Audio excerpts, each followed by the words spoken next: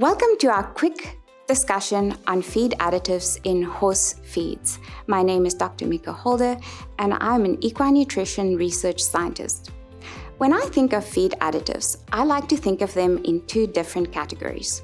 The one being the essential additives and the other being non-essential additives. Essential additives would be additives that we add to a horse's feed to meet certain nutrient requirements that are not provided by the basal diet. So for example, if we think of a simple forage diet, perhaps we add some oats to that, for example, that diet would most likely be deficient in some of the minerals such as zinc or copper. And even in the winter months, if we were to feed the horses a hay diet, it would also be deficient in some of the vitamins such as vitamin E and vitamin A. So what we would do is, in order to make sure that those nutrient requirements are met, we would actually add some of those nutrients and some of those vitamins and minerals to the diet to ensure that those nutrient requirements of the horses are met. So these are nutrients that we have to add to make sure that we meet those requirements for the horses, and so therefore they are actually essential to the horse's health and well-being.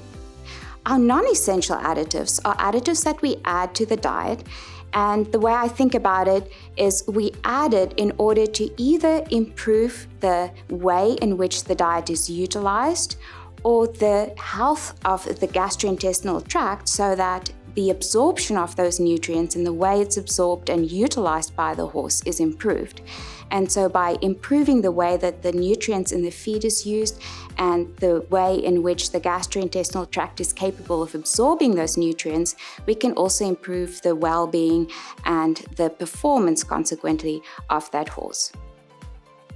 So examples of non-essential additives would be our prebiotics, our postbiotics, as well as our probiotics, and for example, enzymes as well.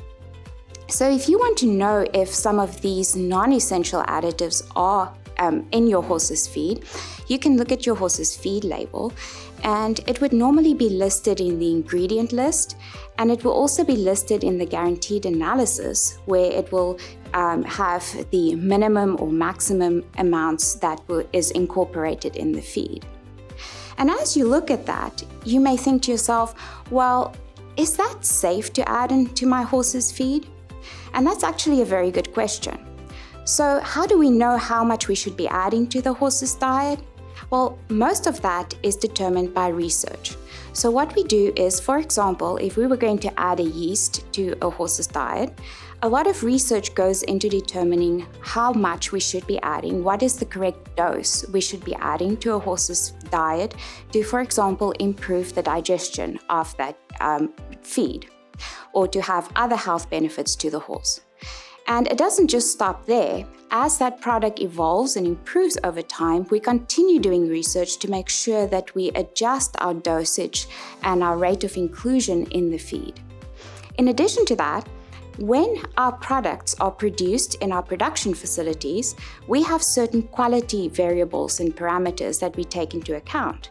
And so what we do is, once they are produced, they are sent to our quality labs and analyzed to make sure that those quality parameters are met and that they can be incorporated then at the correct dosage rates in the horse's feed. And then finally, something that I think is really important for any horse owner to remember is, whenever you look at your feed label and there's something in there that you have a question about, so may that be an ingredient that you do not recognize or an amount that you are not sure if that is too much or too little, don't hesitate to reach out to either your nutritionist or your feed manufacturer and ask them questions, because the health and well-being of your horse is just as important to them as it is to you. Thank you.